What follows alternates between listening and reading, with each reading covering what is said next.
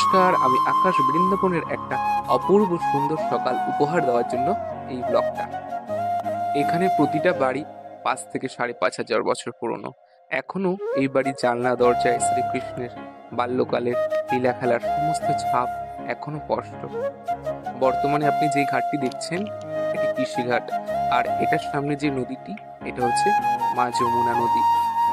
আমরা তো কত অর্থ কতভাবেই না নষ্ট করি, তাই জীবনের শেষে নয় জীবনের শুরুতে আসুন আর এত সুন্দর দৃশ্য উপভোগ করুন।